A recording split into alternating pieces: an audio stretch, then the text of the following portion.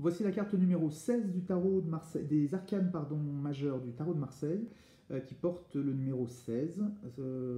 C'est la Maison Dieu. Dans certains tarots, vous la verrez sous le nom de la Tour.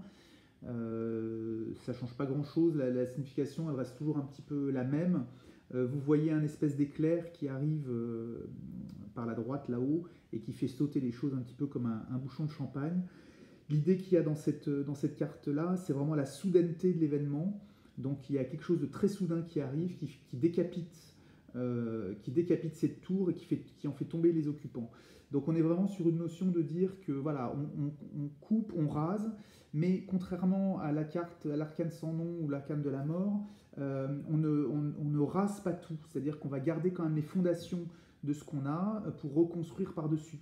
On peut très bien imaginer, j'en sais rien, moi, un couple qui commence à se détruire, etc. Ça va pas bien. Bon, ben, on fait le point, on rase certaines choses, mais on garde quelques fondations pour reconstruire sur les bases qui sont plutôt saines.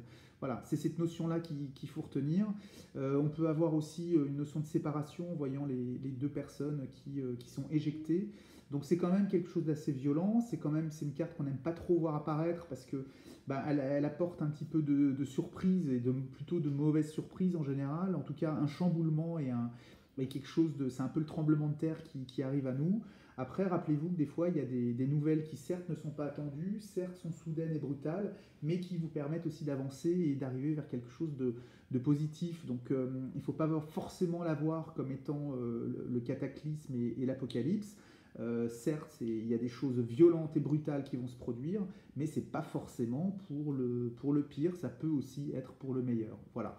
Donc j'espère que mes explications vous ont permis de tempérer un petit peu l'image qu'on peut avoir de cette carte, qui est souvent plus noire que ce qu'elle mérite. Si vous avez des questions ou si vous voulez échanger sur ces concepts-là, bah, surtout n'hésitez pas, j'en discuterai avec plaisir. Et puis de toute façon, c'est en confrontant un petit peu toutes les visions qu'on peut avoir des différentes cartes qu'on avance et qu'on apprend également. Voilà, je vous souhaite une bonne fin de journée et puis je vous dis à bientôt. Merci de m'avoir écouté.